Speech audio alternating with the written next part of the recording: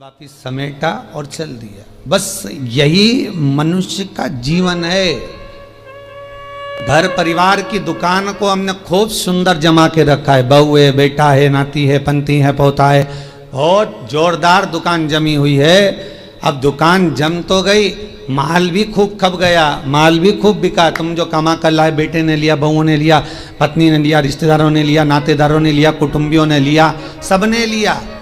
आखिरी में फिर क्या हुआ कि बाजार वापस बंद हुआ और कंधे पर लेकर चल दी।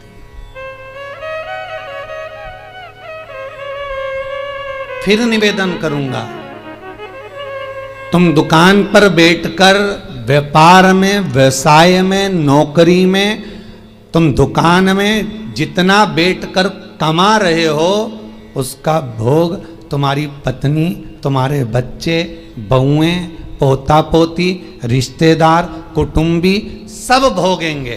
पर तुमने जिस तरह से कमाया है उसका भोग तुम्हें अकेले ही भोगना पड़ेगा, कोई दूसरा नहीं भोगेगा।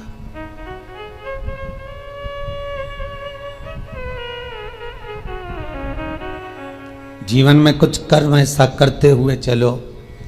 पत्नी कहे जब तुम 2 अगरबत्ती लगाओ, पत्नी कहे जब तुम मंदिर जाओ, उससे अच्छा पहला फर्ज तुम्हारा होना चाहिए, क्योंकि कमाई तुम कर रहे हो। दुकान पर बैठकर झूठ, छल, बेईमानी, प्रपंच, कपट सब काम तुम कर रहे हो। पत्नी ने एक बार भी नहीं बोला कि तुम छल करना, कि बेईमानी करना, कि कपट करना। उसने तो केवल शादी के समय पर 7 भांवर ली थी, तब पंडित जी ने किलवा दिया था। पत्नी के 7 वचन में से एक वचन था कि मैं तुम्हारे साथ ब्याह कर जा रही हूं तो मेरा भरण पोषण तुम्हें करना है। पर इतनी सी बात थी। उसके बाद पत्नी ने एक बार भी नहीं कहा कि तुम ढेर सारा कमा कर लेकर आओ। बच्चे कभी नहीं कहते कि पिताजी आप हमारे लिए झूठ बोलो, कपट करो, छल करो, बेईमानी करो। बच्चे कभी नहीं कहेंगे, ना पत्नी कहेगी।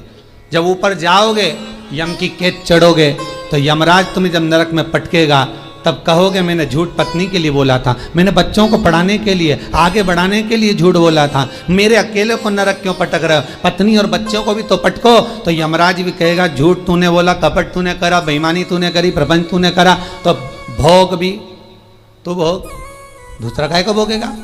इसलिए माता हूं, तुम्हें चिंता करने की जरूरत नहीं, तुम तो जोरदार जूड़ा मूड़ा बांध के अच्छे से रहो। पर मुख से तुम्हारा नाम है धर्म पत्नी। एक होती है पत्नी जो पति को पतन के रास्ते पर ले जाती है, सिनेमा घर ले जाती है, मायके ले जाती है, शॉपिंग मॉल ले जाती है, वो पत्नी कहलाती है। एक होती है धर्म पत्नी जो पति को धर्म के पथ पर लेकर जाती है। एक होती है धर्म पत्नी जो पति से कहती है, कथा आ रही है शिव महापुराण की, थोड़ी देर सुन लेना। अरे तो मैं दुकान पे नहीं बैठूं, दुकान पे टीवी लगवा लो, दुकान पर मोबाइल रख के सुनो। अरे नेट का खर्चा कौन सीवर वाला महाराज देगा? 150-200 रुपए का नेट चले तो कौन महाराज देगा क्या? तो पत्नी उस समय पर एक शब्द जरूर बोल दे कि कमा किसके लिए रहे हो, पहले ये तो बता।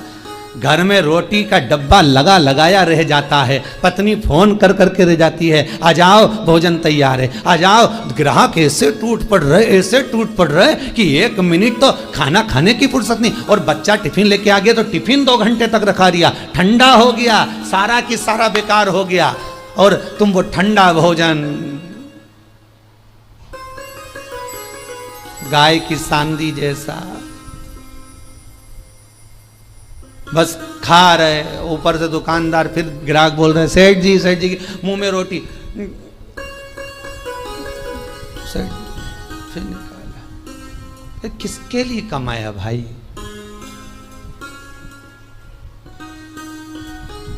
ना राम नाम लीनो तूने भरी जवानी में, तो डूब के मर जा रे चुल्लू भर पानी में। पर समझने वाली बात तो यह है कि इतना बड़ा मनुष्य चुल्लू भर पानी में डूबे कैसे? इतना बड़ा मानव चुल्लू भर पानी में डूब के मरेगा तो मरेगा कैसे? ये सोचने वाली बात है। तो उसमें भी शास्त्र में वर्णन किया, जो मनुष्य भगवान का भजन नहीं करता, जो मनुष्य भगवत स्मरण नहीं करता, जो मनुष्य भगवत कीर्तन नहीं करता, जो मनुष्य कभी स्मरण नहीं करता, वो कीड़े की तरह जन्म लेता है और कीड़ा चुल्लू भर पानी में डूबकर मर सकता। धर्म पत्नी का फर्ज है पति अगर कमा कर तुम्हें ला कर देता है तो तुम्हें चाहिए कि पति से कहो चलो दान करिए, चलो पुण्य करिए, चलो कथा सुनिए, संकीर्तन करिए। ये धर्म पत्नी का फर्ज है।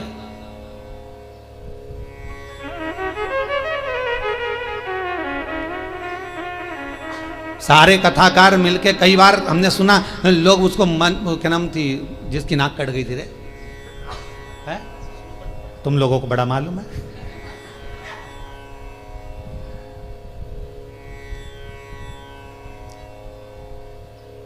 मतलब इतनी फेमस है वो, है? तुम्हें भी मालूम था? कड़ेल जी मालूम था? हाँ, बड़ी फेमस है वो भाई। होना भी चाहिए उसको फेमस, क्यों नहीं होना चाहिए? उसके बराबर दुनिया में कोई भक्त नहीं होगा भगवान का उसके जैसा। आप में से कितने लोग हैं जो भगवान के सामने जाकर कह दे मैं तुमसे शादी करूंगी? जितने लोग यूट्यूब पर कथा सुन रहे, टीवी पर सुन रहे, ईमानदारी से बोल देना किसी ने जाकर भगवान के मंदिर में जाकर कहा हो हे भगवान मैं तुम्हारे साथ शादी करूंगी। तुम तो इंसान हो, वो राक्षसी थी शूर्पणखा जो भगवान के सामने सीधा प्रस्ताव लेकर पहुंच गई कि तुम सम पुरुष न मो सम नारी, इसलिए मैं तुमसे विवाह करना चाहती हूँ। भगवान इतने खुश हो गए कि जिंदगी में कहीं की तो मिली जिसने कहा कि तुम्हारे जैसा पुरुष नहीं होगा, मेरे जैसी नारी नहीं होगी। दुनिया समझे तब तो। यहाँ तो जो जाए भगवान के पास में, जरा भगवान दुकान नहीं चल रही, भगवान छोरा दे दो, भगवान बहू दे दो, भगवान ये दे दो। भगवान भी इतना बोर हो जाता कि भगवान ने भगत से कहा एक आध दिन तू आके बैठ जा यहाँ, एक बार आके बैठ जा। होता है, एक भगत भगवान के पास पहुंच गया, भगवान सबसे ज्यादा अच्छी जिंदगी तुम्हारी है।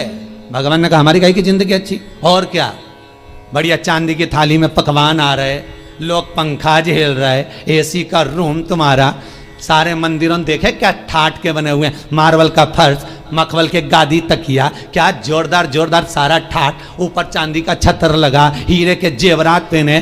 भगवान सबसे ज्यादा सुखी तो तुम हो।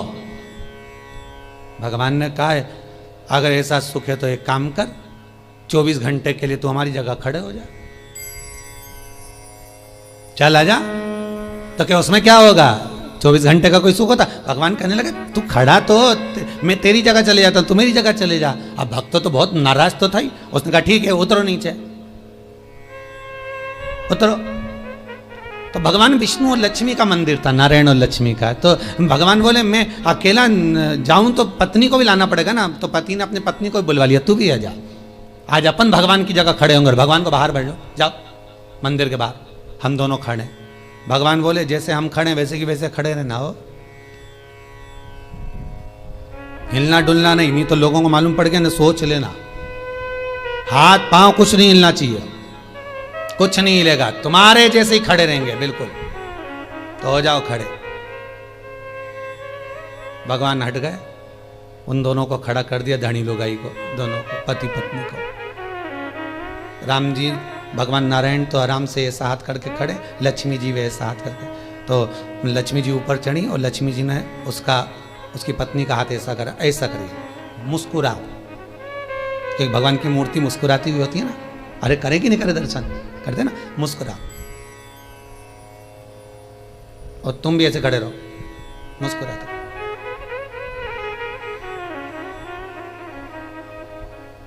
इतना छोटा सा तो काम, एसी का भी तो रूम है, अभी खाने को भी तो चांदी की थाली में सब मिलेगा। पत्नी से बोला खड़े रहे तू तो। भगवान के जाऊं, लक्ष्मी नारायण कहा ठीक है जाओ। अब कब आऊं? भगवान बोले, तो वो बोला अभी हम सारा सुख भोग लें फिर आना आराम से। हाँ ठीक है, कल आ जाऊं कि आज ही आऊं? नहीं तुम तो शाम तक वापिस आ जाओ। हम भगवान वहां तक गए तो इन्होंने मुंह फिर उतार लिया। लक्ष्मी जी बोली मुस्कुराओ, फिर मुस्कुराओ। अब सब भगत दर्शन के लिए आने लगे भगवान के।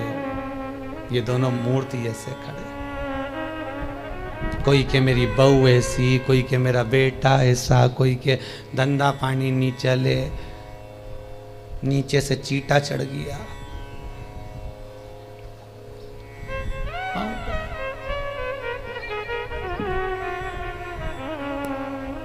अब नीचे से चीटा चढ़ा तो पत्नी सीधे खड़े रहो, सीधे खड़े रहो, मुस्कुरा। वहां से मुस्कुराए कि चीटा भगाए।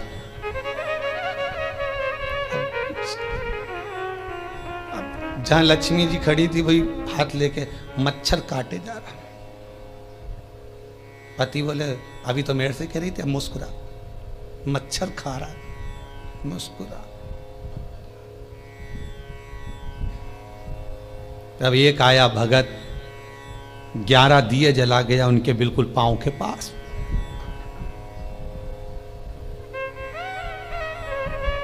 पत्नी बोली आग लगा के मानेगा। पति बोला मुस्कुरा, मुस्कुरा। अरे धोती जल जाएगी, मुस्कुरा, मुस्कुरा। ऐसे खड़े रहो, हिलना नहीं है, बिल्कुल मुस्कुराइए। तब एक आई बेचारी नैनों से नीर बहाती हुई, भगवान बहुत दुखी हो गई। इतने में जो पास में खड़ी थी पत्नी, हमारे से पूछ ले हम कितने दुखी हैं। पति बोला तू चुप रह, मुस्कुरा, बस मुस्कुरा। चांदी की थाली में भोजन रख के आया। पति पत्नी के मन में धीरज बंधी। 8 घंटे से खड़े थे। घर पे होते तो चाय भी पी लेते, यहाँ तो कुछ भी नहीं आया। अब खाना आया है, जल्दी से खा लेना।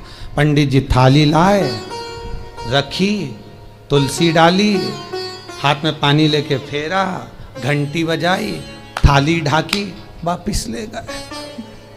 वापिस। पत्नी बोली और आएगा क्या? पति बोला चुप रहे, आज का गया अब तो कल ही आएगा। खड़े रहे, खड़े रहे।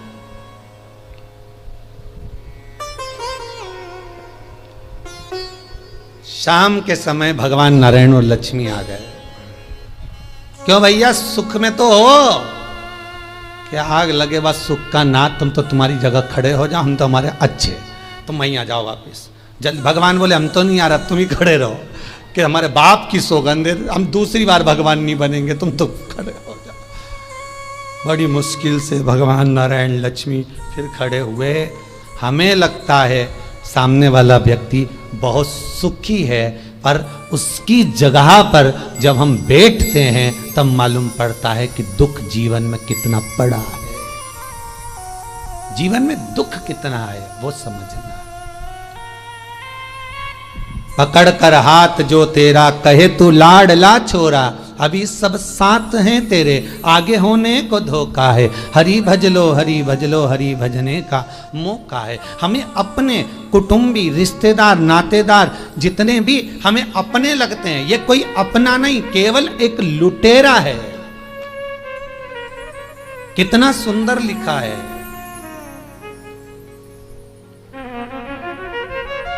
अगर आप लोग कभी गया जी गए होगे पिंडदान करने के लिए,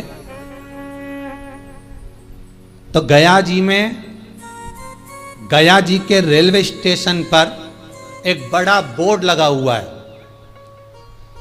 कि दुनिया के सबसे बड़े लुटेरे, चोटे घर के लोग ही होते हैं। एक आपकी श्वासें चुरा रहा है, एक आपका समय चुरा रहा है, एक आपका धन चुरा रहा है, एक आपकी संपदा चुरा रहा है। उस रेलवे स्टेशन पर लिखा है कि सबसे बड़े लुटेरे चोटे अपने ही होते हैं, और नीचे लिखा है सावधान रहिए। किससे, किससे सावधान रहे? अर्थात जो लूटने में लगे हुए हैं। कोई कहता पापा जी पापा जी पापा जी कहकर उनका सारा समय खा रहे हैं, मम्मी जी कर कर उसका सारा समय ले लिया, सब कुछ तो समाप्त हो गया। वो चरित्र कितना सुंदर है साहब, कि एक व्यक्ति के घर में शादी थी, बहुत गरीब बड़ा व्यक्ति है,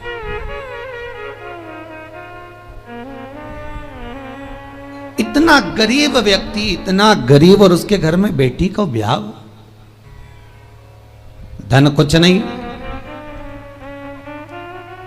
लड़के वालों से कह दिया सा मैं बहुत गरीब बड़ा हूं, मेरे यहां कुछ भी नहीं है, तो क्या बारात आएगी तो उसको कुछ तो दे सकते हो, हमें रकम मत दो, दहेज मत दो, पर कोई आएगा तो उसको कुछ तो दोगे ना खाने को।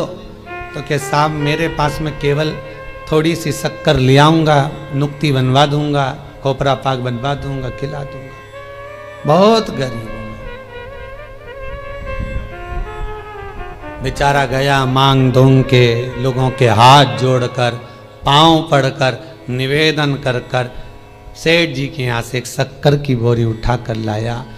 घर में लाकर पत्नी से कहा, ये शक्कर की बोरी रखी है, बेटी की शादी के लिए रखी है, हाथ ना लगाना। कोने में रख दिया है। हलवाई से बात कर कर आया हूँ। हलवाई कह रहा था मैं आ जाऊँगा, बना दूंगा। अपने पास घी नहीं है, पर हलवाई बहुत अच्छा था, वो कह रहा था मैं ले आऊँगा, तुम बहुत गरीब पड़े हो। शक्कर की बोरी रखी है, ध्यान रखना। शादी की तैयारी में लग गए सब।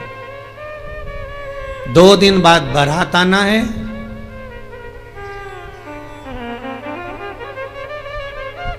एक दिन पहले हलवाई आ गया।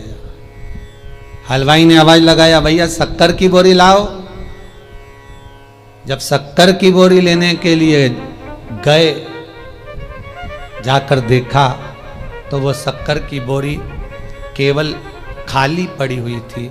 उस पे किसी बच्चे ने सोया हुआ था, किसी मेहमान का बच्चा, उसने गंदगी कर दी थी। बोरी भी गंदी हो गई, हाथ लगाने के लायक नहीं बची। क्या हुआ था इस बोरी में? समाप्त तो हो गई शादी की एक दिन पहले। बस कुछ नहीं, घर में मेहमान आ गए, गरीब बहुत थे ये, तो मेहमानों को कुछ खिला पिला नहीं पा रहे थे। एक बच्चा बोरी से टिक के बैठ गया, उसने बोरी में उंगली करना प्रारंभ करा, एक छेद बना दिया, छेद में से शक्कर निकाल के खाने लगा। इतने में उसकी माँ आ गई, छोरा क्या कर रहा है? शक्कर खा रहा। माँ ने भगाया, वो भी पल्लू लगा के उसमें से शक्कर निकाल ली। किसी तीसरे ने देख लिया, क्या कर रही? कुछ नहीं, चाय बनाने के लिए शक्कर लिया, वो भी लग गई, उसने भी शक्कर निकाली। जितने मेहमान आए थे सब शक्कर खा गए, रिश्तेदार खा गए, शक्कर की बोरी पड़ी रही। हलवाई आ गया, आवाज लगाया, साहब शक्कर ला दो, चाशनी बनाना है, नुक्ती बना दूं, खोपरा पाक बना दूं, लाओ जल्दी लाओ। अंदर गया तो शक्कर की बोरी तो खाली पड़ी है। आवाज लगाया पत्नी को, सुनती हो? पत्नी दौड़ के आई, क्या हुआ स्वामी, शक्कर की बोरी कहाँ है? पत्नी बोली ये कहीं है। अरे शक्कर की बोरी कहाँ है? तो क्या ये है? तो मैं शक्कर की बोरी पूछ रहा हूं, तो ये क्या नमक की है तो शक्कर की बोरी कहाँ है? तो ये शक्कर की बोरी की शक्कर कहाँ गई? पत्नी बोले मुझे क्या मालूम कहाँ गई, सब समाप्त हो गई। अब लेकर वो बोरी को गया, हलवाई से कहा भैया अब तो कुछ है नहीं इस बोरी में, झड़ा दी। बहुत गंदी हो गई थी बाहर।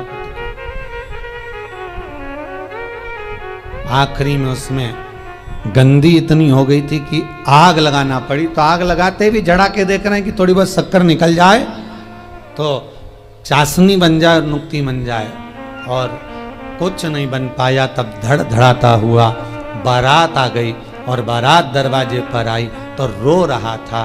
क्यों? क्योंकि खिलाने के लिए, देने के लिए कुछ भी नहीं बचा था। खूब रोया, तड़पा। ये शक्कर की बोरी और किसी व्यक्ति की कथा नहीं, ये अपनी है। ये शक्कर की बोरी है, ये शरीर। जैसे बोरी पेक लेकर आए थे उसी समय, जन्म के समय पर ये बोरी पूरी बंद की बंद आई थी। आंख नहीं खुली थी, कर्ण नहीं खुले थे, मुख नहीं खुला था, संपूर्ण बोरी बंद की बंद आई थी। ये संपूर्ण बोरी।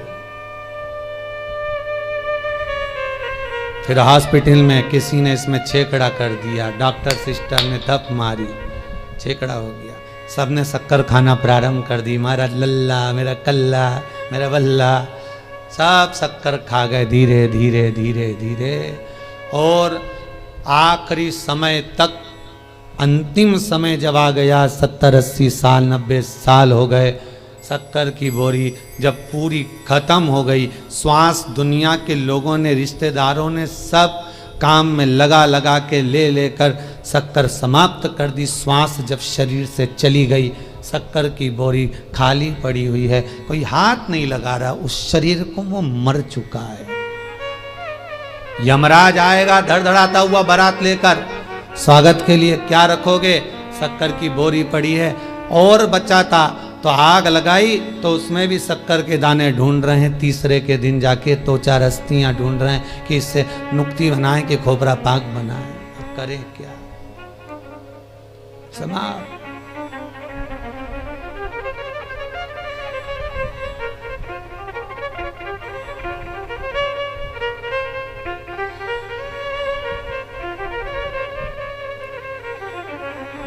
दुनिया के लोगों की एकता अगर देखना है, परिवार के लोगों की एकता अगर देखना है, मोहल्ले और संसार के लोगों की एकता अगर देखना है तो 2 जगह पर देखी जा सकती है।